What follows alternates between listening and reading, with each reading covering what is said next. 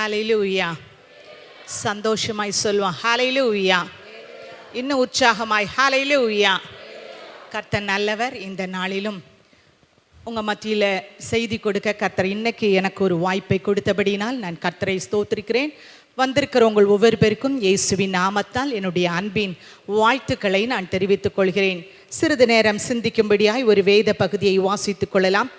சங்கீதத்தின் புத்தகம் 60ஆம் சங்கீதம் அதனுடைய 6ஆம் 7ஆம் வசனத்தை வாசிக்கலாம். சங்கீதம் 60 6ஆம் 7ஆம் வசனம். கீலேயாத் என்னுடையது, மனாசேயும் என்னுடையது, எப்பிராயீம் என் தலையின் பலன், யூதா என் நியாய பிரமாணிகன், மோவாப் என் பாத பாத்திரம், ஏதோபின் மேல் என் பாதரட்சையை எறிந்து போடுவேன், பெலிஸ்தியாவே என் நிமித்தம் ஆர்ப்பரித்துக்கொள். போதும். இங்கே இந்த 4 காரியங்களை சமயத்திற்கேற்றபடி நான் உங்களுக்கு முன்பாக வைக்க விரும்புகிறேன். முதலாவது, அந்த வசனத்துல நம்ம வாசிக்கிறோம், திரும்ப அந்த பகுதியை வாசிக்கலாம். கீலேயாத் என்னுடையது. போதும். கீலேயாத் என்னுடையது. 6ஆவது வசனத்திலே வாசிங்கள். தேவன் தமது பரிசுத்தத்தை கொண்டு விளம்பினார். தேவன் தம்முடைய பரிசுத்தத்தை கொண்டு விளம்பினார். இப்போ தாவீது இக்கட்டான நேரம், உபத்திரவத்தின் நேரம், சத்துருக்கள் தன்னை சூழ்ந்து பெருகி இருக்கிற நேரம், எந்த பக்கம் திரும்பனே தெரியலப்பா, எந்த பக்கம் பார்த்தாலும் போராட்டம் என்று தாவீது கடந்து போய் கொண்டிருக்கும் பொழுது பரிசுத்த ஆவியானவர் தேவனாகிய கர்த்தர் இப்ப தம்முடைய பரிசுத்தத்தை கொண்டு விளம்புகிறார். அவர் சொல்கிறார். என்ன சொல்றாரா? அந்த சொன்னதை கேட்ட உடனே தாவீது சொல்றார், நான் களி கூறுகிறேன். அப்ப கர்த்தருடைய வார்த்தை நமக்கு கிடைக்கும் போது, கர்த்தருடைய வாக்குத்தத்தம் நமக்கு கிடைக்கும் போது மனசுக்குள்ள ஒரு களி கூறுதல். பரவாயில்ல, ஆண்டவர் கைவிடல. யுத்தம் தான், பிரச்சனை தான், போராட்டம் தான், எதிர்ப்பு தான், ஆனா ஆண்டவர் கைவிடல. ஏன்னா அவர் ஒரு வாக்குத்தத்தத்தை தந்துட்டார். அதனால இப்ப தாவீது சொல்றான், நான் களி கூறுகிறேன். முதல் வார்த்தை சொல்லுகிறது, சீகேமை பங்கிட்டு. முதல்ல சீகேமை பங்கிட்டு கொள்வேன்.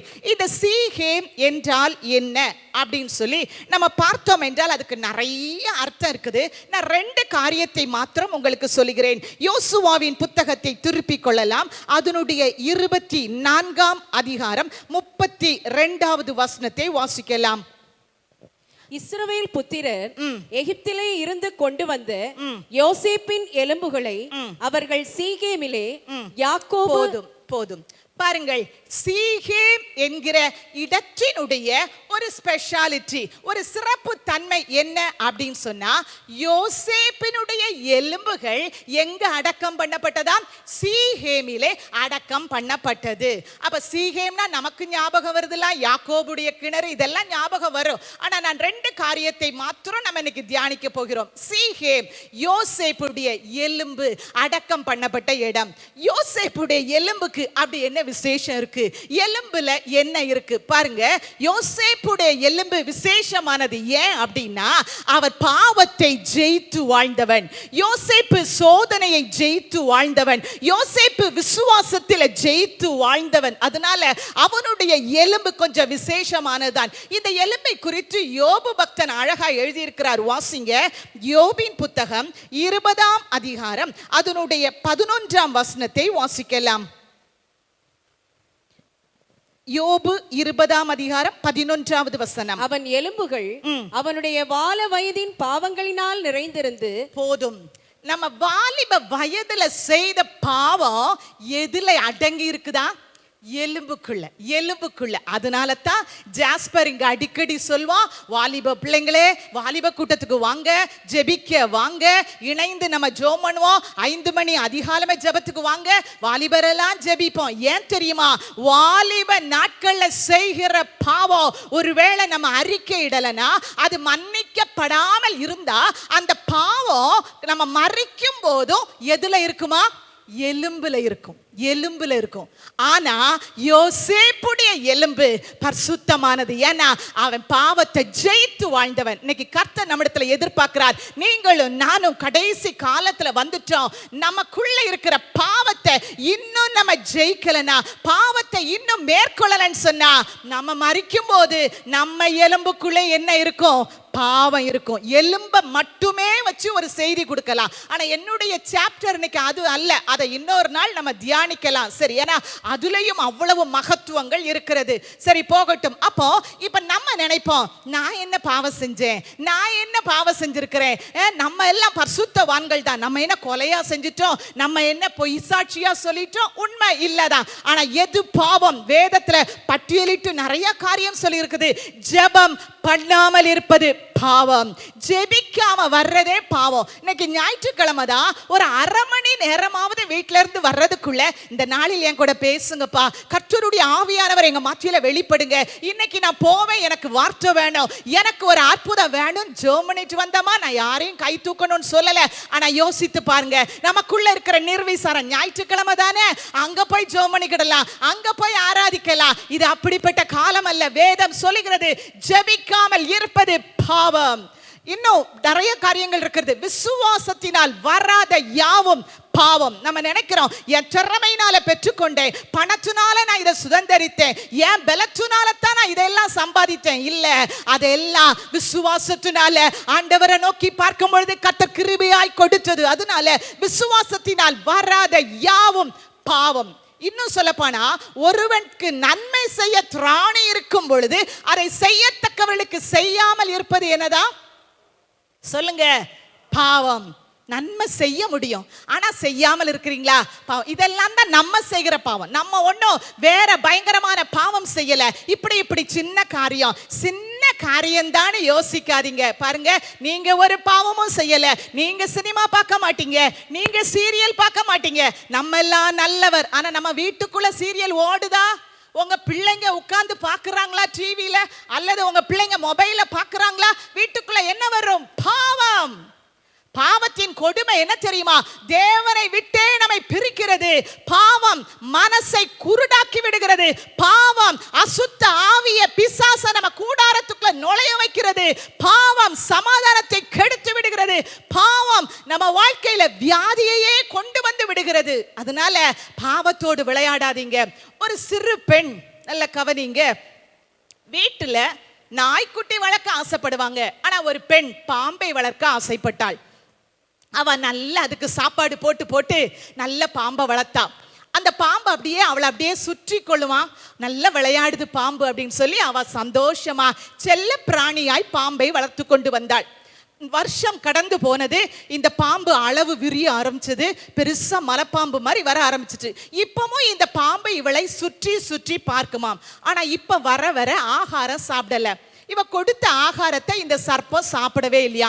இவளுக்கு சந்தேகம் வந்தது, ஏன் இந்த பாம்பு முந்தியெல்லாம் நம்ம கொடுக்கறத நல்லா சாப்பிடும், இப்ப சாப்பிட மாட்டேங்க அப்படின்னு நினைச்சிட்டு அந்த மிருகங்கள் மருத்துவர்கிட்ட போய் சொன்னாளா, நான் ஒரு பாம்பு வளர்க்குறேன், கொஞ்ச நாளா நல்லா வளர்த்து சாப்பிட்டுச்சு, இப்ப என்னை அப்பப்ப சுத்துது, ஆனா ஒன்னும் சாப்பிடல.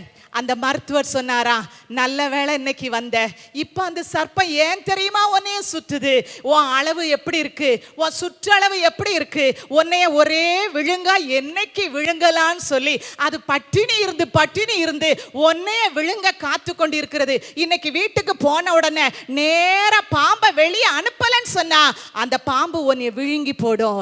சின்ன பாம்பு தான், பிராணி மாதிரி வளர்த்தா, ஆனா வீட்டுக்கு போன உடனே பாம்பை வெளியே அனுப்பிட்டா. இல்லைன்னா மரணம். இன்னைக்கு பாம்போடு விளையக்கூடாதது போல பாவத்தோடு விளையாடாதீங்க. சின்ன பாவம் தான், என்ன தப்பு?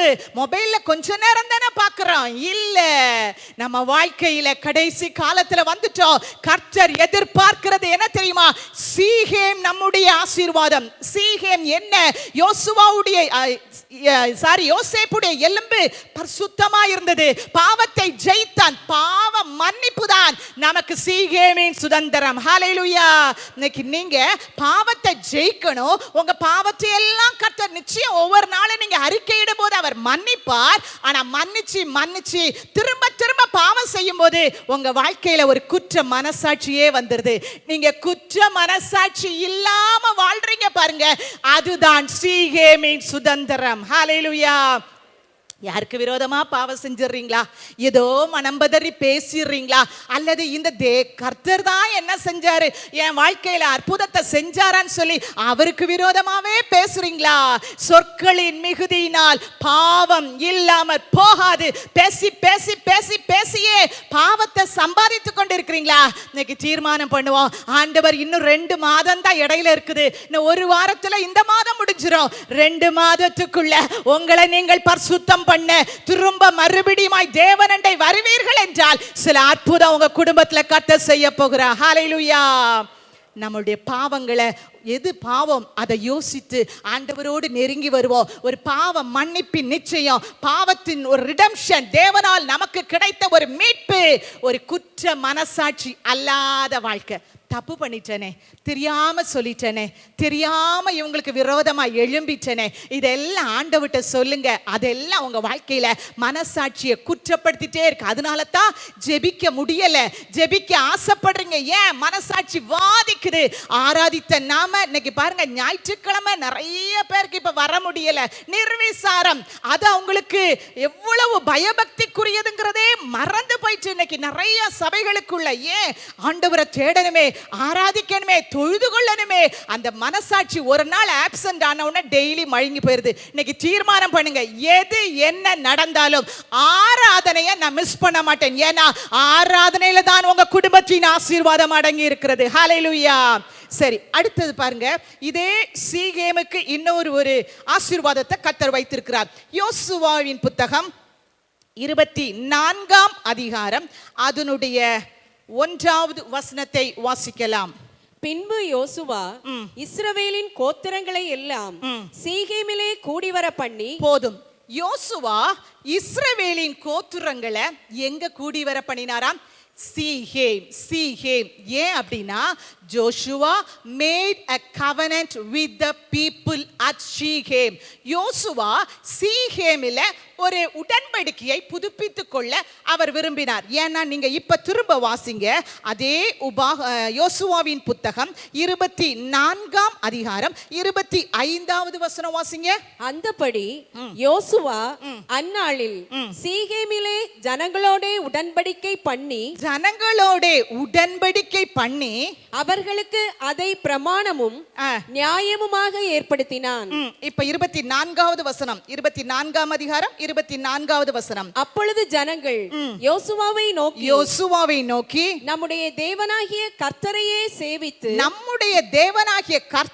சேவித்து அவர் சத்தத்திற்கே கீழ்ப்படிவோம் என்றார்கள். போதும். அப்படினா இரண்டாவது சீகேம் என்றால் he made a covenant, அதாவது உடன்படிக்கையை ரினியூ பண்ண இடம்தான், புதுப்பித்து கொண்ட இடம்தான் சீகேம். இப்போ நீங்க வீட்ல போய் அந்த அதிகாரத்தை வாசிங்க, உங்களுக்கு அந்த சம்பவங்கள்லாம் தெரியும். இப்ப யோசுவா ஜனங்களை பார்த்து சொல்றான், மரிக்க போகிற நேரம், தன்னுடைய வயதான காலம், இறுதி நாட்கள்ல இந்த ஜனங்களை சீகேம்ல கூப்பிட்டு சொல்றார், எப்படி உங்களை ஆண்டவர் அடிமைத்தனத்துல இருந்தீங்களே அந்த எகிப்துல இருந்து எவ்வளவு அழகா உங்களை 10 அற்புதங்களை செய்து அவர் தேவன், ஜீவனுள்ள தேவன், நீங்க ஆராதிக்கிற தேவன் சர்வ வல்லவர் என்பதை நிரூபிச்சு உங்களை பார்வோனின் அடிமைத்தனத்திலிருந்து விடுவித்துக் கொண்டாரே, அவர் செங்கடலை 2 பிளந்தாரே, சத்துரு பின்னாடி தொடர்ந்து வந்து உங்களை அப்படியே அந்த கடலுக்குள்ள அழிக்க நினைச்சா, நான் ஒப்பு கொடுக்கலையே, இவ்வளவு அற்புதத்தெல்லாம் செஞ்ச பிறகும் நீங்க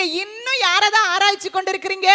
அந்நிய தெய்வத்தை தானே ஆராதிக்கிறீங்கன்னு சொல்லி யோசுவா புலம்பிக் கொண்டிருக்கும் பொழுது இஸ்ரவேல் ஜனங்கள் இப்ப சொல்றாங்க, இல்ல இனி நாங்க கர்த்தரையே சேவிப்போம், இனி நாங்க தேவனுடைய சத்தத்தையே கேட்போம். இதுதான் சீகேமின் சுதந்திரம். இன்னைக்கு உங்களை பார்த்து கர்த்தர் சொல்றார், 24வது ஆண்ட நான் பாப்பேனான்னு சொல்லி எத்தனையோ பேர் இதுக்குள்ள இருக்கிறவங்க, அவ்வளவு வியாதி, அவ்வளவு போராட்டம், அவ்வளவு கஷ்டம், அவ்வளவு நெருக்கம், அவ்வளவு பலவீனம். ஆனா ஆண்டவர் உங்களை கிருபையாய் 24வது ஆண்டை உங்களுக்கு காண செய்து, அன்னைக்கு நீங்க ஒரு உடன்படிக்கை பண்ணினீங்களே, ஒரு பொருத்தனை பண்ணினீங்களே, தீர்மானம் பண்ணினீங்களே, இந்த வருஷம் ஆண்டவர் ஆயுச கூட்டி தந்தால் இன்னும் ஓடுவேன், இன்னும் சாட்சியா இருப்பேன், இன்னும் நான் ஜெபிப்பேன், இன்னும் கர்த்தருக்காய் வாழுவேன் சொன்னீங்களே, இன்னைக்கு அதெல்லாம் 9வது மாசம் வந்துட்டோம். கொஞ்சம் திரும்பி பாருங்க, நிறைவேற்றி இருக்கிறோமா?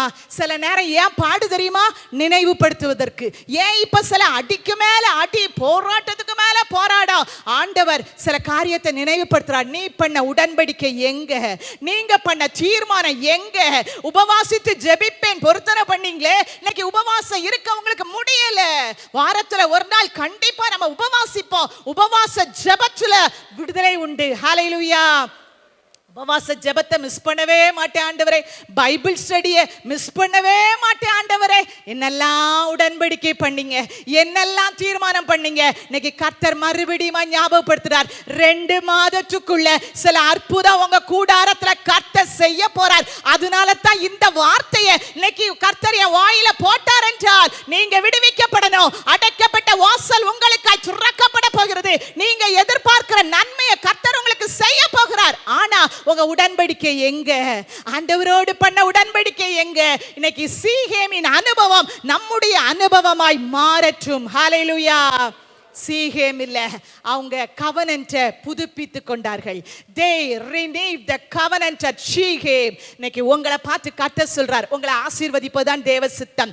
இஸ்ரவேலை ஆசீர்வதிப்பதே எனக்கு சித்தம். நீங்க கஷ்டப்படுவது தேவ சித்தம் அல்ல.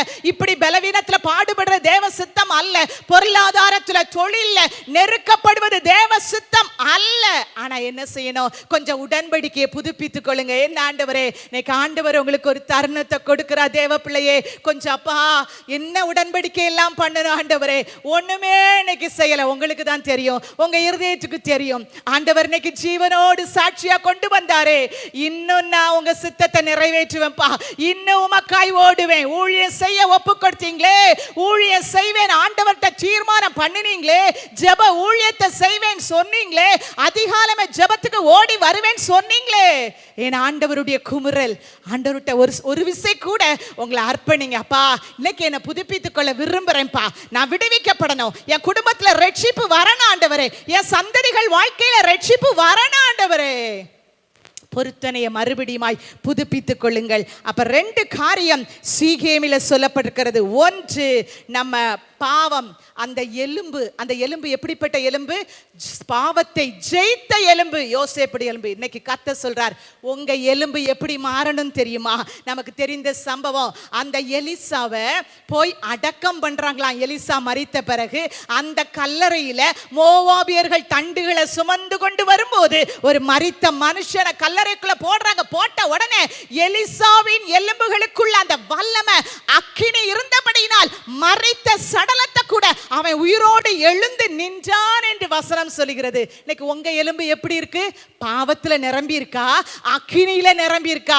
அபிஷேகத்துல நிரம்பதான் எலும்புகளுக்குள்ள அந்த அக்கினி பற்றி எரியும். உங்க வீட்டுக்குள்ள ஏன் இன்னும் அசுத்த வல்லமைகள் கிரியை செய்து அக்கினியாய் எழும்பி ஜெபிக்க வேண்டிய நீங்க, உங்க மூலமா அக்கினி பற்றி எரிய வேண்டும் என்பது தேவ சித்தம்.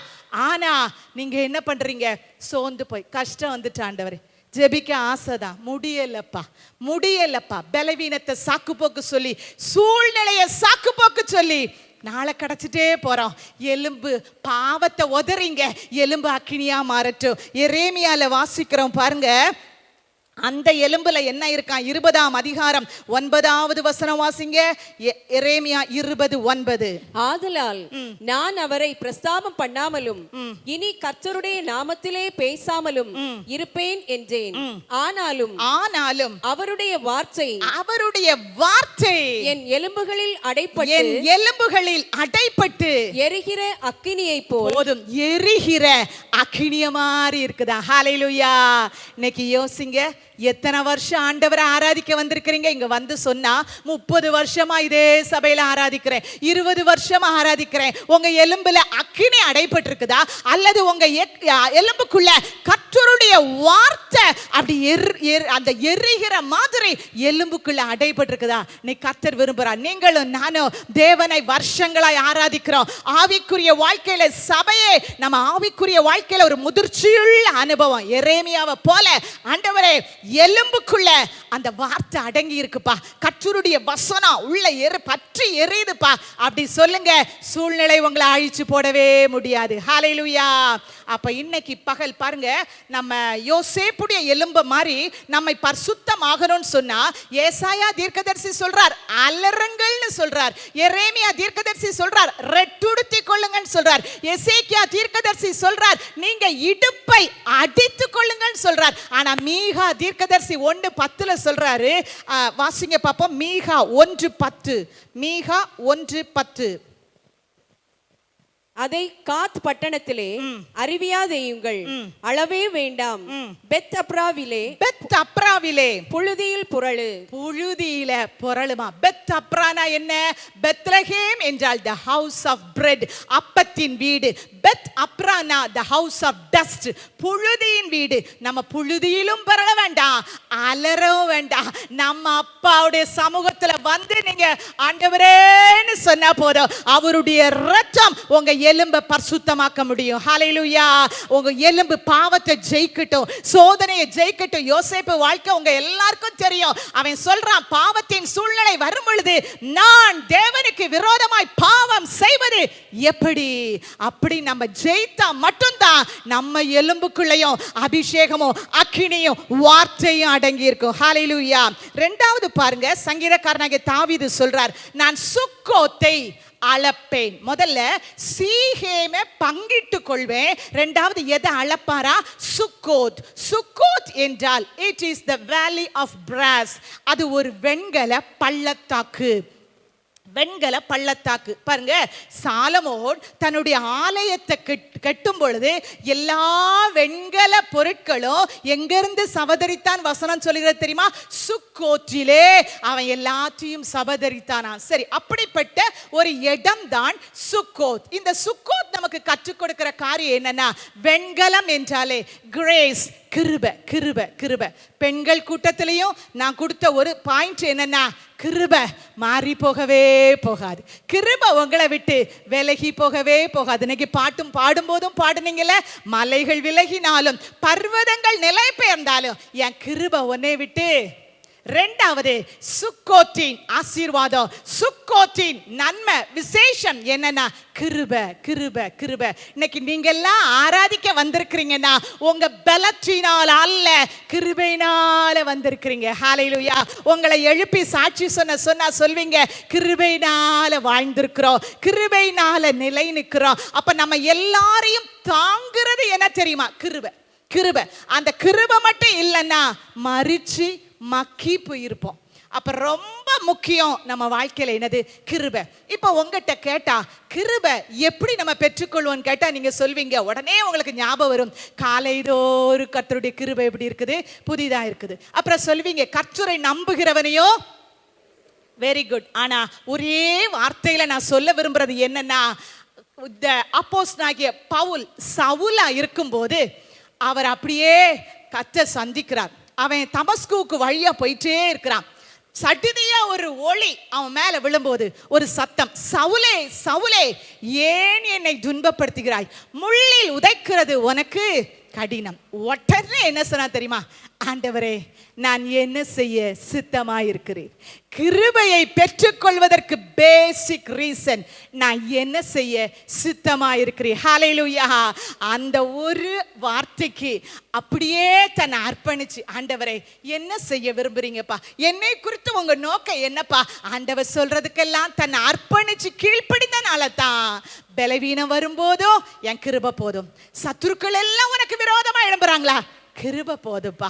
பவுல் வாழ்க்கையில கடைசி வரைக்கும் பட்டினி தான், சிறையிருப்பு தான், கப்பற் சேதம் தான், அடிகள் தான். இவை எல்லாவற்றிலும் அப்போஸ்தலனாகிய பவுல் ஒரு வெற்றியுள்ள வாழ்க்கை வாழுவதற்கு காரணம் அவர் கிருபை பவுலோட கூட இருந்தது. இன்னைக்கு நம்ம வாழ்க்கையில வாழ முடியல, சில நேரம் நிக்க பலன் இல்ல, தாங்க முடியல, சூழ்நிலை எல்லாம் எதிரா இருக்குதா?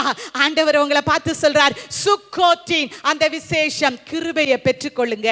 ஒரு ஆவிக்குரிய வாழ்க்கை அப்படின்னா தொடக்கம் இருக்கும், வளர்ச்சி இருக்கும், முடிவு இருக்கும். அப்ப ஆவிக்குரிய வாழ்க்கையின் வளர்ச்சி என்ன தெரியுமா? முதல்ல கீழ்ப்படிதல். பவுலுடைய வாழ்க்கையை பார்த்தா கீழ்ப்படிதல். இன்னைக்கு உங்களை பார்த்து கர்த்தர் சொல்றார், நீங்க ஆவிக்குரிய வாழ்க்கையில வளரணும்னு சொன்ன ஃபர்ஸ்ட் படி ஆண்டவருக்கு கீழ்ப்படிங்க. என்ன செய்ய சித்தமா இருக்கிறீங்க? ஆண்டவர் சொல்றார், முதல்ல ஞானஸ்நானம் எடு. இதுதான் முதல் படி.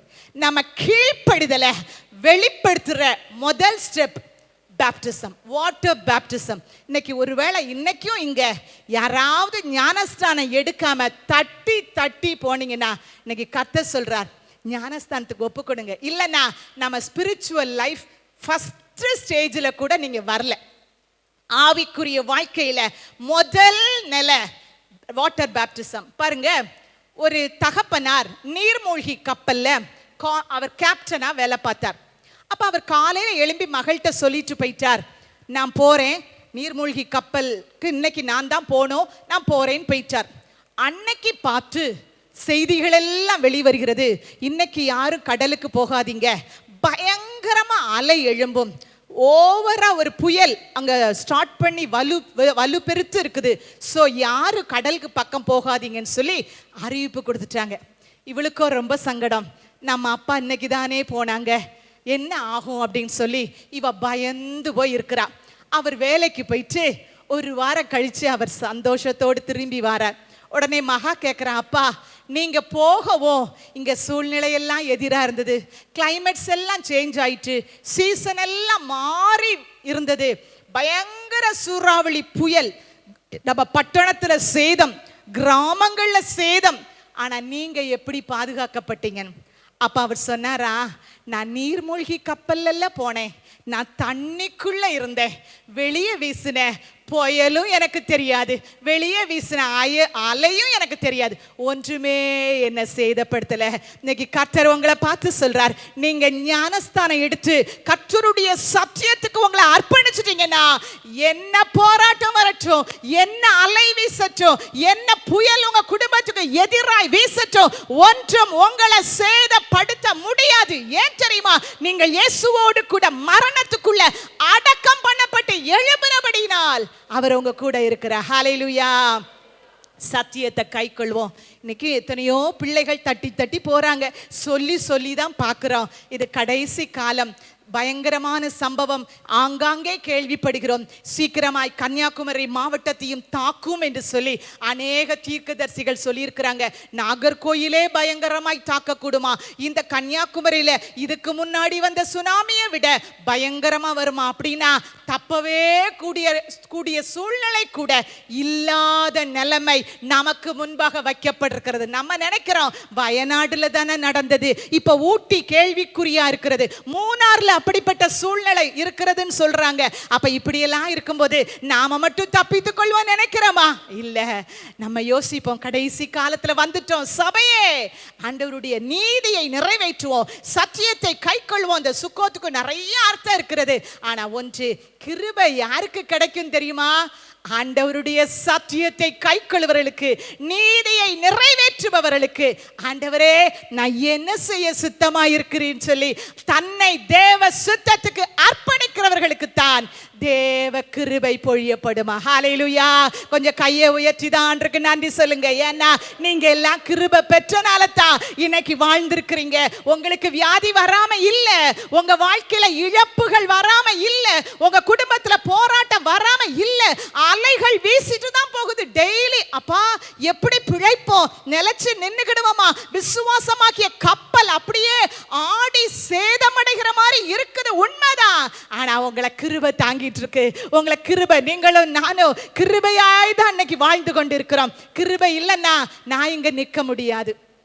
கிருபை கிருபை. இன்னைக்கு பாஸ்டர் இங்க கர்த்தர் சாட்சியாய் வைத்திருக்கிறார் என்றால் கிருபை கிருபை கிருபை சொல்லிட்டே போலாம். கிருபையால் பிழைத்து கொண்டிருக்கிறோம். கர்த்தர் நம்மை கிருபையால் தப்புவித்தார், தப்புவிக்கிறார், இன்னமும் கிருபையாய் தப்புவிப்பார். ஹல்லேலூயா. அதனால கிருபையை பெற்றுக்கொள்ளணுமா? ஆண்டவர்ட்ட கேளுங்க, என்னப்பா செய்யணும், நான் என்னப்பா செய்யணும், இன்னும் என் வாழ்க்கையில ஏதோ நீ செய்ய விரும்புகிறீரா, என்னை அர்ப்பணிக்கிறேன் சொல்லுங்க, நீங்க கிருபையை பெற்றுக்கொள்ள முடியும். சரி, அடுத்ததாக பாருங்க, நம்ம வாழ்க்கையில நாம் பெற்றுக்கொள்ள வேண்டிய மூணாவது ஆசீர்வாதம் அங்கே சொல்லப்படுகிறது. கீலேயாத் என்னுடையது. ஹல்லேலூயா. முதல்ல எது நம்ம அனுபவமாய் மாறணும்? முதல்ல என்னது? Very good. சீகேம், சத்தம் கேட்கல. ரெண்டாவது என்னது? சுக்கோத். மூணாவது என்னது? கீலேயாத். கீலேயாத் நமக்கு நல்லா தெரிந்த ஒரு இடம், அப்படிதானே? இந்த கீலேயாத் என்கிற வார்த்தைக்கு அதனுடைய எபிரேய வார்த்தை collard. Collard. This word was derived from the two words gal plus ed. gal அப்படின்னு சொன்னா heap or hill, அதாவது உயரமான அல்லது மலை என்று அர்த்தம்.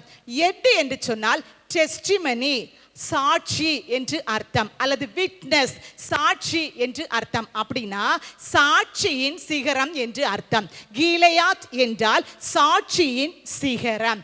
Heap of witness, heap of witness என்று சொல்லப்படுகிறது. இந்த கீலேயாத்தை குறித்து வாசிங்க.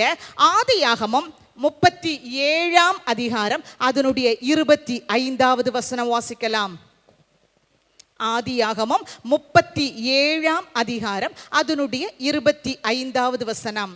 பின்பு அவர்கள் போஜனம் செய்யும்படி உட்கார்ந்தார்கள்.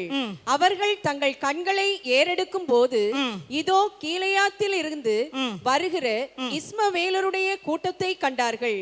அவர்கள் எகிப்துக்கு கொண்டு போகும்படி கந்த வர்க்கங்களையும் பிசின் தைலத்தையும் வெள்ளை போளத்தையும் ஒட்டகங்கள் மேல் ஏற்றிக்கொண்டு வந்தார்கள். போதும். கீலேயாத்தில் இருந்து என்னெல்லாம் ஏற்றிக்கொண்டு வந்தார்கள்? கீலேயாத்தின் விசேஷம் என்ன? முதல்ல என்ன வாசிச்சோம்?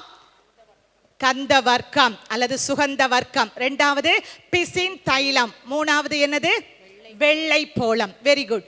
இந்த மூணும் கீலேயாத்தின் ஸ்பெஷாலிட்டி, கீலேயாத்தின் ஸ்பெஷல் சிறப்பு தன்மை. பாருங்க, நமக்கு தெரியும் அந்த கந்த வர்க்கம் அல்லது சுகந்த வர்க்கம் அப்படின்னா எதை குறிக்கிறது? நம்முடைய ஜெப வாழ்க்கையை குறிக்கிறது.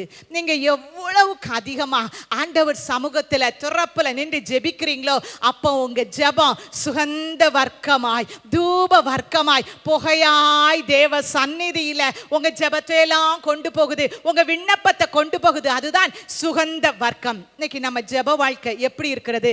கரெக்டா பிரேயர் அப்படின்னா அதுக்குள்ள டெஃபினிஷன் என்ன தெரியுமா? நாம கர்த்தரோடு பேசுறதும் கர்த்தர் நம்மோடு பேசுவதும் அழகா சொல்லிடுவீங்க. ஆனா 1 மணி நேரம் நம்ம ஜெபிக்கிறோமே, நாம பேசுறோம். அது இல்லப்பா, இது இல்லப்பா, குடும்பத்துல பிரச்சனைப்பா, பிள்ளை வாழ்க்கையில பிரச்சனைப்பா, அங்க ஒரு பிரச்சனைப்பா, எல்லாம் புலம்புறோம். ஆண்டவர் சொல்றத கேட்டீங்களா? வார்த்தையை கத்த தந்தாரா? வசனத்தை கத்த தந்தாரா? ஒரு பாடலின் வரி உங்க காதல விழுமா? அப்படியெல்லாம் விழுறதுதான். கர்த்தர் நம்மிடத்துல பேசுற வரைக்கும் ஆண்டவர் சமூகத்துல தரித்திருப்பதுதான் உண்மையான உன்னதமான ஜெபம். ஹல்லேலூயா. கர்த்தர் இன்னைக்கு சபையே நம்மளை ஜெபிக்கிறவர்களாய் பார்க்க விரும்புகிறார். இந்த பவுல் யாருடைய ஜெபம் பவுலை கவர்ந்து கொண்டது தெரியுமா? ஸ்தேவானுடைய ஜெபம். ஏன்னா ஸ்தேவான் மூலமா தான் இந்த பவுல் அவனுடைய அந்த கடைசி நேரம் தான் சவுலாய் இருந்தவரை பவுலாய் மாற்றியது. ஸ்தேவான் என்றால் இங்கிலீஷ்ல ஸ்டீஃபன், அதனுடைய கிரேக்க வார்த்தை ஸ்டெஃபனோஸ். ஸ்டெஃபனோஸ் என்றால் கிரவுன் என்று அர்த்தம், கிரீடம் என்று அர்த்தம் கொண்ட இந்த ஸ்தேவான் கடைசி நேரத்துல பிதாவே என் ஆவியை உம்மிடத்துல ஒப்பு கொடுக்கிறேன்னு சொல்லி இயேசு ஜெபித்த மாதிரியே யார் ஜெபித்தா தெரியுமா? ஸ்தேவான். இந்த ஜெபம் யாரை கவர்ந்து கொண்டது? அப்போஸ்தலனாகிய பவுல். அதனால தான் அந்த ஜெபம் அவனை கவர்ந்து கொண்டு ஒரு அசைவை உண்டு பண்ணனால அதனால தான் அவன் ஜெபிக்கிறவனா மாறினான். ஏன்னா முதல்ல அவன் ரட்சிக்கப்பட்ட உடனே அடுத்த வசனத்துல சொல்லுகிறது, அனனியாவை பார்த்து சொல்றாரு, கர்த்தர் போப்பா, நீ இப்ப நேர் தெரு வழியா போ. சவுல் இப்ப என்ன செஞ்சிட்டு இருப்பான் தெரியுமா? ஜெபம் பண்ணி கொண்டிருப்பான். ரட்சிக்கப்பட்ட உடனே பவுலை குறித்த சாட்சி அவன் இப்ப ஜெபம் பண்ணி கொண்டிருப்பான். உங்களை குறித்து அப்படி சாட்சி சொல்லுவாங்களா? கீலேயாத் என்றால் சாட்சியின் சிகரம், ஹீப் ஆஃப் டெஸ்டிமனி. உங்களை குறித்து என்ன சாட்சி சொல்றாங்க? இப்ப வீட்டுக்கு போ, வீட்டு கதவு பூட்டி இருக்கும். ஏன் தெரியுமா? இது அவளுடைய ஜெப நேரம். நம்மளை குறித்து சொல்ல முடியுமா? பவுலை குறித்து சொன்னாங்க, இப்போ அவன் ஜெபம் பண்ணிட்டே இருந்தான். இந்த பவுலுடைய ஜெபம் தான் ஒரு நாள் கூட பேக் ஸ்லைட் ஆகாத, பின்மாறி போகாம வாழ்ந்த ஒரு நல்ல சீஷன் தான் அப்போஸ்தலனாகிய பவுல். இந்த வாழ்க்கை எப்பாப்ராவை கவர்ந்து கொண்டது. அவனை குறித்து வசனம் சொல்லுகிறது, அவன் ஜெபத்துல என்ன செய்தான்? போராடி ஜெபித்தான். தீமோத்தேயு அவனை பார்த்து ஜெபிக்கிறா. அப்படி அவ்வளவு ஜெபம் பவுலுக்குள்ள இருந்தது. இன்னைக்கு உங்களை பார்த்து உங்க ஜெபம் யாரையாவது கவர்ந்திருக்குதா? எங்க அம்மா விழுந்து விழுந்து ரூமை பூட்டிட்டு ஜெபிக்காங்களே, நானும் ஜெபிப்பேன். உங்க சாட்சி அப்படி இருக்குதா? உங்க ஜெபம் மற்றவங்களை கவர்ந்து கொண்டதா? பக்கத்து வீட்டில் உள்ளவங்களுக்கு உங்க ஆவிக்குரிய வாழ்க்கை கவர்ந்து கொண்டதா? யோசித்து பாருங்க. ஒரு எலியா, அவனுடைய குறித்துள்ள முகவரை நமக்கு தெரியும். கர்த்தருக்கு முன்பாக நிற்கிற நான். இன்னைக்கு நம்ம அப்படி சொல்ல முடியுமா? ஜெப வாழ்க்கையில குறைவுபட்டிருக்கிறோமா? ஆண்டவர் எதிர்பார்க்கிறார். நெகேமியாக்களை இடிந்து கிடக்கிற அலங்கச்சுக்காய் உபவாசம் போட்டு திறப்புல கண்ணீரோடு நின்றா. அவனுக்கு அற்புதம் நடந்தது. பதில் கிடைக்கும் வரைக்கும் நெகேமியா ஜெபித்தா, அற்புதம் நடந்தது. எலியா பதில் கிடைக்கிற வரைக்கும் ஜெபித்தா, அற்புதம் நடந்தது. ஒரு யாக்கோபு ஜெபிக்கிறான், நீர் என்னை ஆசீர்வதித்தால் ஒழிய நான் உங்களை விட மாட்டேன். இன்னைக்கு உங்க ஜெபம் எப்படி இருக்குது? கொஞ்சம் ஜெபத்துல நம்ம இன்னும் எழும்புவோம். ஏதோ கடமைக்காக வாரத்துக்கு ஒரு நாள் இங்க வந்து கொஞ்ச நேரம் ஜெபிக்கிறோமா? அந்த ஜெபத்தை சொல்லல. உங்க செல்ஃப் பிரேயர், உங்களுக்கும் கர்த்தருக்கும் உள்ள தனிப்பட்ட ஜெப நேரம் எவ்வளவு, அதைத்தான் என் ஆண்டவர் பார்க்கிறார். ஏன்னா உங்ககிட்ட நிறைய பேச என் ஆண்டவருக்கு ஆசை. உங்க குடும்பத்துல அற்புதத்தை செய்ய என் ஆண்டவர் வாஞ்சையுள்ளவராய் இருக்கிறார். எவ்வளவு நேரம் தனியா உறவாடுறீங்க? அப்பா சமூகத்துல உறவாடுங்க. என் ஆண்டவர் எதிர்பார்க்கிறது, தேசத்துக்காய் துறப்புல நிற்கிற எஸ்தர்களையோ, துறப்புல நிற்கிற எலியாக்களையோ ஆண்டவருடைய கண்கள் ஏங்கி கொண்டே இருக்கிறது. உங்களை நம்பிதான் நான் இருக்கிறேன். ஜெபிக்க மாட்டீங்களா? உங்க குடும்பத்துல அற்புதத்தை செய்ய நான் ரெடி. நீங்க ஜெபிப்பீங்களா? உங்க ஜெபம் உங்க குடும்பத்துல அற்புதத்தை கொண்டு வரும். உங்க முழங்காலின் ஜெபம் உங்க வீட்டுக்குள்ள கணவருடைய வாழ்க்கையில அற்புதத்தை கொண்டு வரும். உங்களை ஜீவனோடு வைத்திருக்கிறாரே, அது உண்மையில உங்க பெற்றோருடைய ஜெபம் தான். இன்னைக்கு பிள்ளைகள் அழிந்து போகாததுக்கு காரணம் பெற்றோரு தாய்மாருடைய ஜெபம். என் அருமை சகோதரா, ஜெபத்தை இன்னும் கூட்டுவா. ஆண்டவர் உங்களை பார்க்கிறார், இன்னும் ஜெபிக்கணும். அதுதான் கந்த வர்க்கம். நேரம் போயிட்டு. ரெண்டாவது பிசின் தைலம். நமக்கு நல்லா தெரியும். அந்த கீலேயாத் என்கிற இடத்துல உள்ள ஒரு மரங்களில் ஒரு விதமான பிசின் வடிந்து கொண்டே இருக்குமா. அதனால வியாதிப்பட்ட எல்லாரும் அவங்களுக்கு சுகத்தை பெற்றுக்கொள்ள காயத்துக்கு போடுறதுக்கு அந்த பாம், அந்த பெயின் கில்லர் மாதிரி அந்த பாம், அந்த தைலத்தை எடுத்து அவங்க பூசிக்கொள்வாங்களாம். வியாதியிலிருந்து சுகத்தை பெற்றுக்கொள்வார்களாம். ஆனால் இன்னைக்கு நம்ம காயெல்லாம் நிறைய காயம். என்ன காயம் தெரியுமா? இருதயத்தில் உள்ள காயம். பிசிக்கல் பாடியிலையும் காயத்தினால் வியாதி இருக்குது, இருதயத்திலையும் நமக்கு என்ன இருக்குது?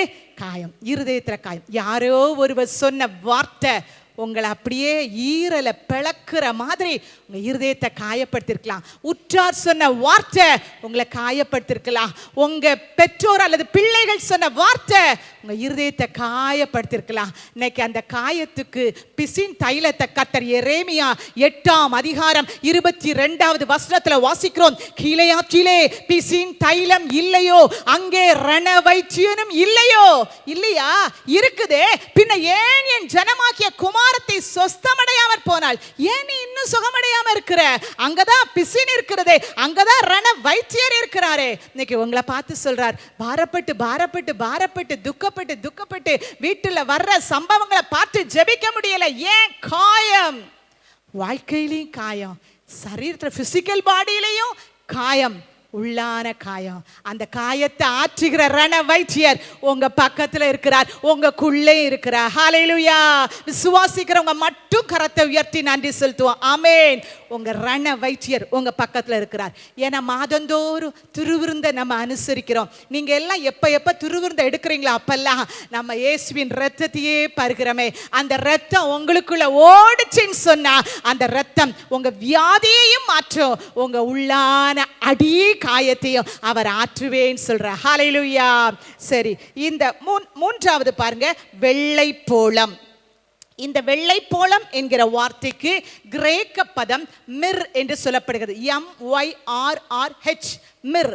இந்த மிர் என்கிற வெள்ளை போளம் என்கிற அந்த வார்த்தை 17 தடவை பைபிள்ல வருது. ஃபுல் பைபிளை வாசி பார்த்தீங்கன்னா 17 தடவை வெள்ளை போளம் என்கிற வார்த்தை அடங்கியிருக்கு. இந்த வெள்ளை போளத்தின் தன்மை என்ன? அதனுடைய டேஸ்ட், கசப்பான டேஸ்ட் நம்ம நிறைய கற்றுக்கொண்டிருக்கிறோம். ஜெப நேரத்தில் நான் உங்களுக்கு அந்த வெள்ளை போளம், தூப வர்க்கம் எல்லாம் உங்களுக்கு நான் சொல்லி கொடுத்துருக்கிறேன். அப்போ அந்த கசப்பு என்பது இருதயத்தில் சில நெருக்கம், சில கசப்பு வரும்போது அன்னாள் ஆலயத்தில் போய் இருதயத்தே ஊற்றுறா பாருங்க. ஏலி கேட்குறான், எது வரைக்கும் நீ ஜெபம் பண்ண? ஐயோ, நான் வெகு எப்படி இருக்கிறேன், வியாகுலமா அதிக மனக்லேசம் உள்ள ஸ்திரீ வெகு நேர விண்ணப்பம் பண்ணினேன். இன்னைக்கு உங்க இருதயம் நொறுங்கி போய் அந்த நெருக்கத்துல கசப்பை நிமித்தம் ஆண்டவருடைய சமூகத்துல குமிர்றீங்கல்ல, அதுதான் வெள்ளை போல ஜெபம். இந்த வெள்ளை போலத்துக்கு இன்னொரு எடுத்துக்காட்டு நமக்கு தெரியும். எஸ்தர் கன்னி மாடத்துல எத்தனை நாள் அவ தன்னை பரிசுத்தம் பண்ண சுத்திகரிக்க பண்ண இருந்தானா? 1 வருஷம். எத்தனை வருஷம்? 6 மாதம். எதெல்லாம் பூசுனா? வெள்ளை போலம். 6 மாதம் சுகந்த வர்க்கத்தினால. ஏன்? ராஜா என்னைய பார்த்த உடனே என்னைய ராணியா மாற்றிடணும்னு சொல்லி அவ தன்னை சுத்திகரித்து சுத்திகரித்து சுத்திகரித்து 1 வருஷம் 6 மாசம் வெள்ளை போலத்தினாலே சுத்திகரிக்கிறா. இன்னைக்கு ஞாயிற்றுக்கிழமை தோறும் இங்க வேத வசனம், வியாழக்கிழமை தோறும் பைபிள் ஸ்டடியில வசனம். ஏன் தெரியுமா? உங்களை சுத்திகரிச்சு சுத்திகரிச்சு மணவாளன் சீக்கிரமாய் வரும் பொழுது, என் மணவாளியே, என் உற்றமியே, உன்னில் பழுதொன்றும் இல்லை அப்படின்னு சொல்லி நம்மளை மனவாட்டியாய் எடுத்துக்கொள்வதற்கு தான், நம்மளை அழகுபடுத்த, நம்மளை சுத்திகரிக்கப்படுவதற்காகத்தான் நீங்களும் நானும் என்ன செய்கிறோம்? வெள்ளை போலத்தின் அனுபவத்தை பெற்றுக்கொள்கிறோம். இன்னைக்கு கர்த்தர் விரும்புகிறது ஒரு ஸ்பிரிச்சுவல் பியூட்டி, ஆவிக்குரிய அழகு. நம்மளை பார்த்த உடனே அந்த சாந்தம், அந்த தெய்வீக சாயல் நமக்குள்ள வரணும். அதுதான் அவரை அட்ராக்ட் பண்ணக்கூடியது. இன்னும் இந்த வெள்ளை போலத்தை குறித்து சொல்லிட்டே போலாம். சமயம் எனக்கு முன்பாக டைம் ஆயிடுச்சு, நான் அதனால சுருக்கமாக சொல்லி முடிக்கிறேன். உன்னத பாட்டு 5ஆம் அதிகாரம் 1, உன்னத பாட்டு 3-6 வாசிக்கிறோம். இது வாசனை கொடுக்கும். வெள்ளை போல இப்போ இங்கே இருந்தா இந்த இடம் முழுவதும் ஸ்மெல்ல கொடுக்குமா? நீங்களும் நானும் மற்றவர்களுக்கு தேசத்தின் மத்தியில வாசனை கொடுக்கிறவர்களாய் காணப்படணும். ஹல்லேலூயா. நம்ம பேரை சொன்ன உடனே சொல்லணும், தேசத்துல கிராமத்துல நல்ல ஜெபிக்கிறவர்கள், நற்கந்தங்களாய் நீங்களும் நானும் மாற வேண்டியவர்கள். 4வது ஒரு குறிப்பு சொன்னா, மரியாள் அதிகாலமே எழுந்து இயேசுவின் சரீரத்துக்கு வெள்ளை போலத்தை போட்டா. ஏன் போட்டா?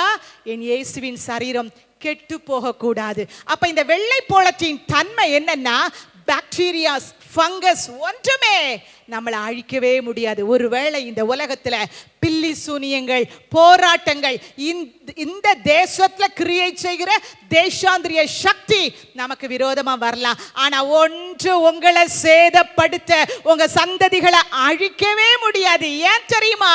நம்ம மேல ஒரு வெள்ளை போலம், நமக்குள்ள அந்த கீழையாற்றின் அனுபவம் நம்முடைய அனுபவமாய் மாறட்டும். அந்த வெள்ளை போலத்தின் அனுபவம் நம்முடைய அனுபவமாய் மாறட்டும். உங்களை சத்ரு அழிக்கவே முடியாது. ஹல்லேலூயா.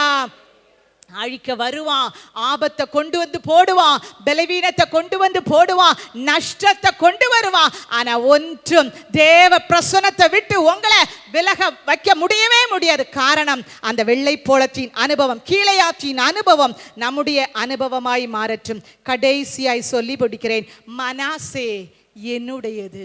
முதல்ல என்னது சொல்லுங்க பாப்போம்?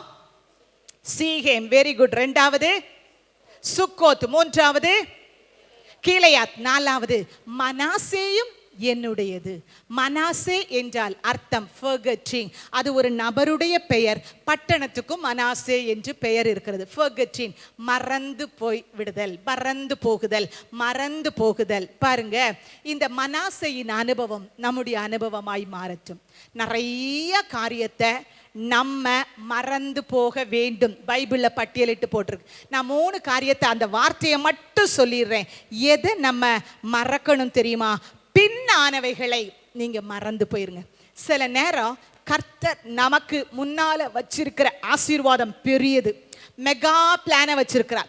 வாக்குத்தத்தெல்லாம் நிறைவேறுகிற கடைசி காலத்துல வந்துட்டோம். ஒரு சகோதரி முந்தா நாள் ஃபோன் பண்ணாங்க. கஷ்டத்துக்கு மேல கஷ்டம், என்னைய மட்டும்தான் தாக்கி கொண்டே இருந்தது, ஜெபிக்க முடியாதபடி. அடுத்தது என் பிள்ளைய தாக்குச்சு, ஜெபிக்க முடியாதபடி. அடுத்தது என் மகனையும் தாக்கி வேலையே விட்டுட்டு வந்துட்டான். இப்ப 4வது என் கணவரையும் தாக்கி ஆராதனைக்கும் வர முடியாம ஒரு நிர்பந்தமான நிலைமை. நான் நினைக்கிறேன் எல்லா சிறையிருப்பு முடிய போது வாக்குத்தத்தை நிறைவேற போகிறது போலன்னு சொன்னாங்க. ஹல்லேலூயா. உங்க வாழ்க்கையில கூட சில காரியத்தை கர்த்தர் செய்ய போறார். பின்னானவைகளை மறந்து போங்க. எத்தனையோ பாடு, பின்னானவைகள், வாழ்க்கையில கஷ்டம் வந்திருக்கலாம், அதை மறந்து போங்க. 2வது எதை மறக்கணுமா? மற்றவர்கள் நமக்கு செய்த தீமையான காரியத்தை மறந்து விட வேண்டுமா. அப்படி கம்ப்யூட்டர்ல டெலிட் அப்படி இருக்கு பாருங்க, அதே மாதிரி நமக்கு மற்றவங்க செஞ்ச எத்தனையோ தீமையான காரியம், மறக்கவே முடியாத காரியம் இருக்கத்தான் செய்யும். மன்னிச்சிருவீங்க, என திருவிருந்து எடுக்கணும் பார்த்தீங்களா, ஆனா என்ன செய்ய முடியல, மறக்க முடியல. அது இருதயத்துல காயம். இன்னைக்கு ஆண்டவரே கர்த்தர் சொல்றார், அதை மறந்து போங்க. மனாசேயின் அனுபவம் நம்ம அனுபவம் மாறட்டும். மூன்றாவது, நம்ம எதை மறக்கணும் தெரியுமா, நம்ம வாழ்க்கையில கடந்து வந்த வருத்தங்களை எல்லாம் மறக்கணும். ஏன்னா இந்த பேர் எங்க இருக்கு, ஆதியாகமத்துல யோசேப்பு சொல்றான், நான் எகிப்துல அடிமைப்பட்டு வந்தேன், என் சகோதரர்கள்லாம் என்னை அடிமையா விற்று போட்டாங்க, ஆனா இங்க வந்த போது கர்த்தர் எனக்கு ஒரு மனைவியும் கொடுத்து ஒரு மனாசே முதல் மகனை கர்த்தர் கொடுத்திருக்கிறார். அவர் சொல்வாரு, என் வருத்தங்கள் யாவையும் என் தகப்பன் வீட்டையும் கர்த்தர் மறக்க பண்ணினார் என்று சொல்லி நான் அவனுக்கு என்ன பெயர் வைக்கிறேன், மனாசே. மனாசே. அப்ப மனாசேனா வருத்தங்களை எல்லாம் மறக்க பண்ணினார். உங்க வாழ்க்கையில சத்துரு எத்தனையோ வருத்தத்தை கொண்டு வந்திருப்பான், ஆனா அன்னைக்கு ஆண்டவர் சொல்றார், புதிய காரியத்தை கர்த்தர் உங்களுக்கு செய்ய போகிறார், புதிய நன்மையை செய்ய போகிறார். அந்த வருத்தங்களை எல்லாம் என்ன செஞ்சிருங்க, மறந்து விடுங்க. ஆனா ரெண்டே ரெண்டு காரியத்தை நீங்க மறக்கவே கூடாது. அது என்ன தெரியுமா, வாசிக்கலாம். சங்கீதம் 9ஆம் சங்கீதம் 17ஆம் வசனத்தை வாசிக்கலாம். சங்கீதம் 9:17. துன்மார்க்கரும் தேவரை மறக்கிற எல்லா ஜாதிகளும் நரகத்திலே தள்ளப்படுவார்கள். போதும், யாரை மறக்க கூடாது, தேவனை மறக்கவே கூடாது. தேவனை மறந்தோன்னு சொன்னா எதுதான் சொல்லப்படுகிறது வசனம், நரகம். நரகம். தேவனை ஒரு நாளும் மறந்து போகாதீங்க. உங்க பிள்ளைகளுக்கு அவ்வப்போது அவன் ஷைன் சொல்லும்போது சங்கீதத்தில் சொன்னால, கர்த்தரை நினைச்சு எப்பவும் ஸ்தோத்திரம் பண்ணுங்க. நீங்களும் மறக்காம இருக்கணுமா, எப்பவும் ஸ்தோத்திரம். ஆண்டவரே ஸ்தோத்திரம், இதை தந்தீரேப்பா, என்னை நினைச்சீரேப்பா, எனக்கு உதவி செய்தீரேப்பா, என்னை நடத்துகிறீரேப்பா, ஸ்தோத்திரம் ஸ்தோத்திரம் ஸ்தோத்திரம் ஸ்தோத்திரம் சொல்லிட்டே இருங்க. நீங்க ஆண்டவரை அப்போ நினைச்சிட்டே இருக்கிறீங்கன்னு அர்த்தம். உங்க வாழ்க்கையில ஆண்டவரை மட்டும் மறந்துறாங்க. ரெண்டாவது, சங்கீதம் 137 சொல்கிறது, எருசலேமே நான் உன்னை மறந்தால் என் வலது கை தன் தொழிலை மறப்பதாக. எருசலேமே நான் உன்னை மறந்தால், அப்படின்னா ஆண்டவரே சொல்லிட்டாரு, நான் உன்னை மறக்கவே மாட்டேன். நான் மறந்துட்டேனா என் வலது கை தன் தொழிலை மறக்குமா. ஆண்டவருடைய வலது கை என்ன செய்யும், கர்த்தருடைய பராக்கிரமம் அவருடைய வலது கரத்தில் இருக்கிறது, கர்த்தருடைய ரட்சிப்பு அவருடைய வலக்கரத்தில் இருக்குது. அப்ப அவர் ஒரு நாளும் எருசலேமை மறக்க மாட்டார். இன்னைக்கு உங்களை பார்த்து சொல்றார், தேவனையும் மறந்துடாதீங்க. எருசலேம், எருசலேமுக்கு நிறைய அர்த்தம் இருக்கு. ஒரு அர்த்தம், த சர்ச் ஆஃப் காட், தேவனுடைய சபை. சபையை ஒரு நாள் மறந்து போகாதீங்க. இந்த சபைக்காய் டெய்லி ஜெபிங்க. ஏன்னா எருசலேமை குறித்து பட்டியலிட்டு சொல்லப்படுகிறது, நீங்கள் எருசலேமிலே தேற்றப்படுவீர்கள், நீங்கள் எருசலேமிலே காத்திருங்கள், வாக்குத்தத்தம் நிறைவேறும். எருசலேமில் உன் காயத்தை கர்த்தர் கட்டுவார், எருசலேமில் உங்க துக்கத்தை கர்த்தர் மாற்றி உங்களை கலிகூர பண்ணுவார், எருசலேமில் உங்களுடைய கூக்குரலின் சத்தத்தை அவர் கேட்பார். இதெல்லாம் ஏசாயால வசனமா சொல்லப்பட்டிருக்கிறது. நான் அப்படியே வார்த்தையில சொன்னேன். அதனால எருசலேமை மறந்துடாதீங்க. இன்னைக்கு நம்ம வாழ்க்கையில 4 அனுபவங்களை பெற்றுக்கொள்வோம். முதல் அனுபவம், சீகேம் நம்முடைய அனுபவமாய் மாறட்டும். இன்னைக்கு உங்க எலும்புக்குள்ள என்ன அடங்கி இருக்குது, வாலிப வயதுல செஞ்ச பாவம் இன்னும் விட முடியலையா, அல்ல ஏதோ ஒண்ணு இன்னும் தொடர்ந்து கொண்டே இருக்குதா. மரிக்கும் போது நம்ம எலும்புக்குள்ள பாவம் இருக்கக்கூடாது. அப்படின்னா ஜெயிக்கணும்னா யோசேப்ப மாதிரி, ஆண்டவரே நான் உமக்கு விரோதமாக எப்படி பாவம் செய்வேன், உங்க உடன்படிக்கையை இன்னைக்கு புதுப்பித்துக் கொள்ளுங்க. ஏன்னா கர்த்தர் சில அற்புதத்தை செய்ய விரும்புகிறார். 25வது வருஷத்துல அல்ல, 24லே அற்புதத்தை செஞ்சு உங்களை சந்தோஷப்படுத்தி தான் உங்களை அடுத்த வருஷத்துக்குள்ள கொண்டு போகணும் என்பது என் ஆண்டவருடைய விருப்பம். அதனால தான் அவர் உங்கள்கிட்ட எதிர்பார்க்கிறார். கொஞ்சம் மறுபடியுமாய் அந்த கவனன்ட், அந்த தீர்மானத்தை புதுப்பித்துக் கொள்ளுங்க. ஏன் வீட்டுக்குள்ள இன்னும் பிரச்சனை, அந்த தீர்மானத்தை நீங்க புதுப்பித்துக் கொள்ளுங்க. அடுத்தது பார்த்தோம் சுக்கோத். அந்த சுக்கோத் கிருபையால் வாழ்ந்து கொண்டு இருக்கிறோம். அடுத்தது கீலேயாத், நல்ல ஜெபிக்கிறவர்களாய் மாறுங்க. ஆண்டவர் ஜெபிக்கிறவங்கள தான் தேடுறார். அவருடைய தாகத்தை தீர்க்க தேசத்துல இன்னைக்கு ஜெபிக்கிறவங்க தேவை. நீங்க ஜெபம் பண்ணீங்கன்னா கர்த்தர் நம்ம கிராமத்துல பெரிய எழுப்புதலை கட்டளிடுவா. ஹல்லேலூயா. இந்த கிராமத்தின் எழுப்புதல் நிச்சயம். மயிலாடியில ஒரு பெரிய அசைவை கர்த்தர் நிச்சயம் செய்வார். ஆனா யாரை கொண்டு? நம்மை கொண்டுதான். அன்று உங்களை தான் தேடுறார். நம்ம வாழ்க்கை வெள்ளை போலத்தின் அனுபவம் நம்முடைய அனுபவங்களாய் மாறட்டும். அடுத்தது கடைசியா சொல்லி பிடிச்சேன், நம்ம வாழ்க்கை மனாசையை போல மறக்க வேண்டியதை மறப்போம், ஆனா மறக்க கூடாததை வாழ்நாள் ஃபுல்லா ஞாபகத்துல வைப்போம். எல்லாரும் இருக்கிற இடத்துல எழும்பி நிற்போமா? ஆண்டவரை பார்த்து நம்மையே அர்ப்பணித்து கர்த்தருடைய கரத்துல நம்மை ஒப்பு கொடுப்போம். எல்லாரும் இருக்கிற இடத்துல ஆண்டவரை பார்த்து உங்களை அர்ப்பணிப்பீங்களா? கர்த்தர் எதிர்பார்க்கிறார். இன்னும் உங்க வாழ்க்கையில அவ சித்தத்தை நீங்க நிறைவேற்றணும்னு விரும்புறார். 2 கரத்தையும் பரத்துக்கு நேராய் உயர்த்தி, Lord, I submit before you. கேட்ட வசனத்துக்கு நேரா என்னை அர்ப்பணிக்கிறேன்ப்பா, என்னை தாழ்த்துறேன்ப்பா. அந்த கீழையாற்றின் அனுபவம் என் அனுபவமாய் மாறட்டும். சீகேமின் அனுபவம் என் அனுபவமாய் மாறட்டும். என் எலும்புக்குள்ள பாவம் வேண்டாப்பா. ஒருவேளை நான் இன்னும் ஜெபிக்காம இருந்திருக்கலாம். இன்னைக்கு கூட நான் ஜெபிக்க மறந்து வந்திருக்கேன்ப்பா. வேலையினால சூழ்நிலையை பார்த்து. ஞாயிற்றுக்கிழமை தானே, அங்க போய் ஆராதிக்கலாம். இல்ல, ஆண்டவர் எதிர்பார்க்கிறாப்பா, என் தனி ஜெபத்தை நான் அதிகரிக்கணுமே. ஒப்பு கொடுப்பீங்களா? ஆண்டவரே, நான் இன்னும் ஜெபிக்கணும்ப்பா. 3 மணி நேரம் திறப்புல நின்று தனியே எங்க அப்பாட்ட உறவாட எனக்கு கிருபை தாங்க. கரத்தை உயர்த்தி அப்பாட்ட உங்களை ஒப்பு கொடுத்து சொல்லுங்க. கேளுங்க, அப்பா புதுப்பித்துக் கொள்றேன், உடன்படிக்கை மறுபடியும் புதுப்பித்துக் கொள்றேன்ப்பா. ஜனவரி மாசம் தீர்மானம் எடுத்தேன், ஆனா சூழ்நிலை எல்லாம் எதிரா வந்ததுனால ஜெபிக்க மறந்துட்டேன்ப்பா. தீர்மானத்தை நான் நிறைவேற்றலப்பா. நான் இந்த வருஷம் 9 மாசம் போயிட்டு உங்களுக்காக நான் ஒண்ணுமே சாதிக்கலப்பா. ஒரு ஊழியம் கூட செய்யலப்பா, ஒரு ஊழியம் கூட செய்யலையப்பா. என்ன கிருபையினால் நிரப்புனீங்களேப்பா. அநேக நேரம் சாக்கு போக்கு சொல்லி சொல்லி ஓடிட்டேனேப்பா. என் ஆண்டவருடைய ஏக்கம் உங்க இருதயத்தை நிரப்பட்டும். என் அருமை தாயே, என் அருமை சகோதரி, உன் சந்ததிகள் வாழ்ந்திருக்கிறத நீங்க பார்க்கணும்ல. ஜெபிக்க அர்ப்பணிப்பீங்களா? ஓ, கீழையாத்திரம் அனுபவமாய் மாறட்டும். ஜெப வீராங்கனையாய் கர்த்தர் நம்மை மாற்றுவாராக. ஒரு மனாசையை போல அப்பா, நான் உங்களை மறந்து விடவே கூடாது. இந்த ஆலயத்தை நான் மறக்க கூடாதுப்பா. நான் ஜெபிப்பேன், நான் துறப்புல நிப்பேன்னு சொல்லி உங்களை ஒப்பு கொடுப்பீங்களா? ஒருவேளை இன்னும் யாரெல்லாம் இந்த 24 மணி நேர ஜெபத்துக்கு உங்க பேரை கொடுக்கலையோ, நீங்க தயவு செய்து நேரத்தை ஒதுக்கி ஜெபிங்க. நம்ம எல்லாரும் ஒருமித்து ஜெபிக்கும் போது தேசத்துல மாற்றத்தை பார்க்க முடியும். உடன்படிக்கை புதுப்பித்துக் கொள்ளும் போது கர்த்தர் அற்புதத்தை செய்ய முடியும். கரங்களை தட்டி கர்த்தரை துதிக்க ஆரம்பிப்பீங்களா? ஓ ரஹம சந்தர பௌனியந்தரே. எபினேசரே ஆராதனை, துணையாளரே ஆராதனை. எபினேசரே ஆராதனை, துணையாளரே ஆராதனை.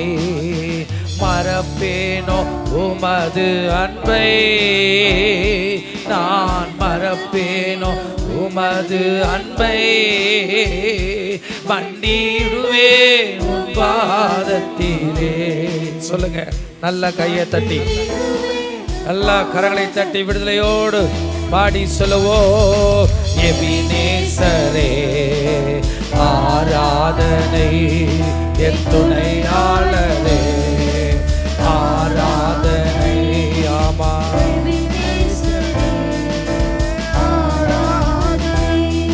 என் துணையாளரே ஆராதனை. எளியோனை கண்ணோக்கி பார்த்தீரையா,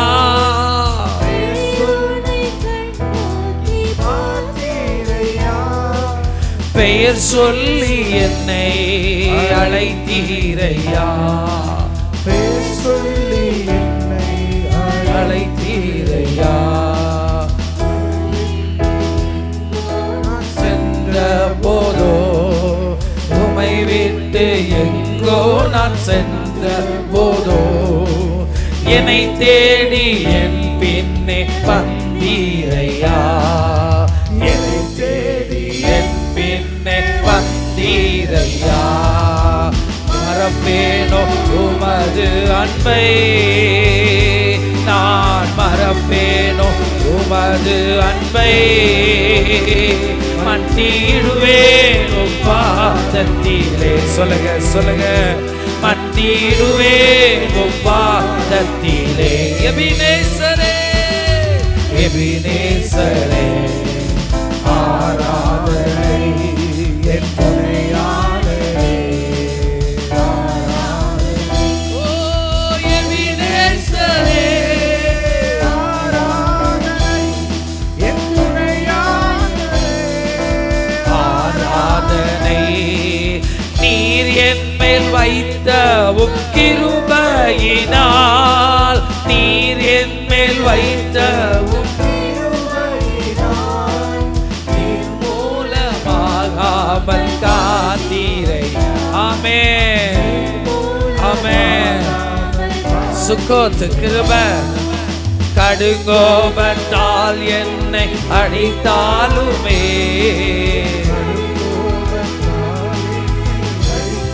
பாடுறீங்களா? நல்லா பாடுங்க. மாக என்னை நீர் தேற்றி நீரே, கனிவாக என்னை நீர் தேற்றி.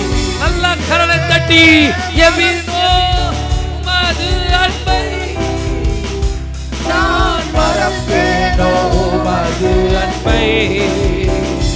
மன்னிடுவேன் உம் பாதத்திலே, மன்னிடுவேன் உம் பாதத்திலே. எபினேசரே ஆராதனை என் துணையாளரே. எபினேசரே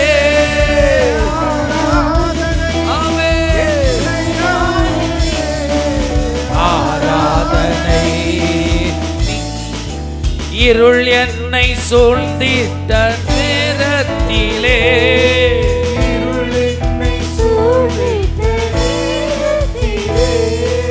வழி ஒன்றும் தெரியாமல் தவிக்கையிலே,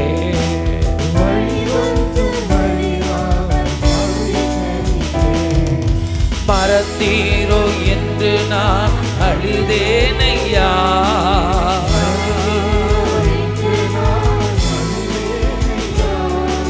மறப்பேனோ என்று சொல்லி அணைத்தீரையா. மறப்பேனோ என்று சொல்லி அணைத்தீரையா. எபினேசரே எபினேசரே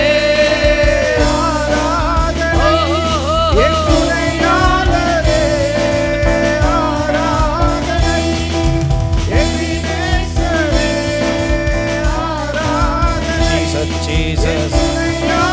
Lamara Kamala Shandara. எபினேசரே ஆராதனை என் துணையாளரே. ஆராதனை எபினேசரே ஆராதனை என் துணையாளரே. ஆராதனை எபினேசரே.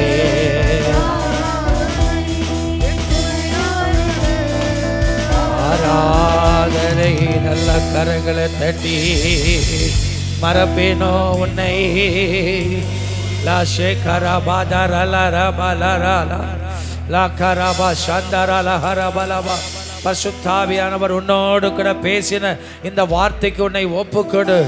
சீஹேம் எலும்பு வா, எலும்புக்குள்ள ஒரு அக்கினி பாய்ந்து வருகிறது. வா, எலும்புக்குள்ள இருக்கிற பாவத்தெல்லாம் சுட்டரிக்கிற அக்கினி. அக்கினி வா, எலும்புக்குள்ள கர்த்தருடைய வார்த்தை இருக்கிறது. அந்த பாவத்தை நிர்மூலம் பண்ணிட்டே இருக்கும். சுக்கோத் கிருபை. கிருபை இல்லாம வாழவே முடியாது. அந்த கிருபை தான் நீ விழும் போதெல்லாம் தூக்கி விடுது. நீ சாய்ந்து போக போதெல்லாம் உன்னை தாங்குகிறது. கீழையாத் பலவீனப்படுவது போதெல்லாம் அது உன்னை சுகமாக்குறது. ஆமென். ஹல்லேலூயா ஹல்லேலூயா. மனாசே, உன் வாழ்க்கையில் இருக்க வருத்தங்களை மறக்க பண்ணுவார். மறக்க பண்ணுவார். எத்தனை காயத்தோடு வந்தீங்க, எத்தனை பிரச்சனையோடு வந்தீங்க, ஒரு மனாசை உங்களுக்கு பிறந்திருக்கிறான். மனாசை என்பது ஒரு புதிய அத்தியாயம், ஒரு புதிய தொடக்கம், ஒரு புதிய ஆரம்பம், ஒரு புதிய ஆசீர்வாதம் உனக்கு பிறந்து விட்டது. உங்க வருத்தங்கள் எல்லாம் அதை பார்க்கும்போது மறந்து போயிருவீங்க. கரங்களை உயர்த்தி மறப்பேனோ உமது அன்பை, ஏசப்பா மறப்பேனோ உமது அன்பை, மண்டிடுவே பாதத்திலே. சரணடைகிறாப்பா, மண்டிடுவே உங்க பாதத்திலே. எபினேசரே ஆராதனை என் துணையாளரே. அல்லேலூயா. எபினேசரே ஆராதனை என் துணையாளரே. இந்த வாரம் அவர் உன்னை சுகமாக்கி இருப்பார். உன் எலும்புகளை நினமுள்ளதாக்குவார். உன் வருத்தங்களை மறக்க பண்ணுவா. உங்க வருத்தங்கள் எல்லாம் மறக்க பண்ணுவா. ஆண்டவரே, சர்வ வல்லவரே, இந்த காலை நேரத்தில் உங்க பாதத்தில் வந்து ஆராதித்தோம், உம்மை துதித்தோம், உம்மை பாடினோம். எவ்வளோ ஆனந்தப்பா. எங்களோடு பேசின வார்த்தைகளுக்காய் ஸ்தோத்திரம். இந்த வார்த்தை ஜீவனுள்ள வார்த்தையாய் தந்தீர் ஆண்டவரே. சீஹேமை தந்தீர், சுக்கோத்தை கொடுத்தீர், கேலையாத்தை கொடுத்தீர், மனாசையும் கொடுத்தீர். எவ்வளவு நல்ல தெய்வப்பா. அதன் அர்த்தங்களை, அதன் ஆழங்களை தியானிக்க உதவி செய்து இந்த வாரம் நம்முடைய பிள்ளைகளுக்கு ஆசீர்வாதமாக இருப்பதாக, நன்மையாக இருப்பதாக. அவருடைய பிரயாணங்கள், தொழில்கள் ஆசீர்வதிக்கப்படட்டும். பிள்ளைகளுடைய பரீட்சை காலங்களில் தேவ நன்மை, தெய்வீக ஞானம் இவர்களை நிரப்பும்படிக்கு செபிக்கிறோம். ஊழியங்களை கர்த்தர் வல்லமையாய் நடத்தி செல்ல அர்ப்பணிக்கிறோம். ஊழியக்காரர்களுக்கு தேவையான சுகம், பலன், ஆரோக்கியத்தை கர்த்தர் பெருக பண்ணுவீராக. தூர இடங்களிலே வேலை பார்க்குற பிள்ளைகள், படிக்கிற பிள்ளைகள் எல்லாரையும் காத்து கொள்ளுங்கப்பா. நல்ல செய்திகளை கொண்டு வாரும், தாழ்த்துகிறோம். அக்டோபர் 10 நடக்கிற அந்த வாலிபர் எழுப்புதல் ஆராதனையில் மகிமை வெளிப்படணும், அற்புதம் நடக்கணும், தேவைகள் சந்திக்கப்படணும், மகத்துவமான காரியத்தை செய்யும். தாழ்த்தி அர்ப்பணிக்கிறோம். கர்த்தராகிய இயேசு கிறிஸ்துவின் மூலம் ஜெபம் கேளும் நல்ல பிதாவே. சேர்ந்து சொல்லுவோம். என் ஆத்துமாவே கர்த்தரை ஸ்தோத்திரி, என் முழு உள்ளமே பரிசுத்த நாமத்தை ஸ்தோத்திரி. என் ஆத்துமாவே கர்த்தரை ஸ்தோத்திரி, கர்த்தர் செய்த சகல உபகாரங்களையும் மறவாதே. ஆமென். நம்முடைய கர்த்தராகிய இயேசு கிறிஸ்துவின் கிருபை, பிதாவாகிய தேவனுடைய அன்பு, பரிசுத்த ஆவியானுடைய ஐக்கியம், அன்யோன்யம் நம்மனையோடும் எப்பொழுதும் சதா காலம் இருப்பதாக. அல்லேலூயா, அல்லேலூயா, அல்லேலூயா. ஒரு வாழ்த்தி ஆசீர்வதித்து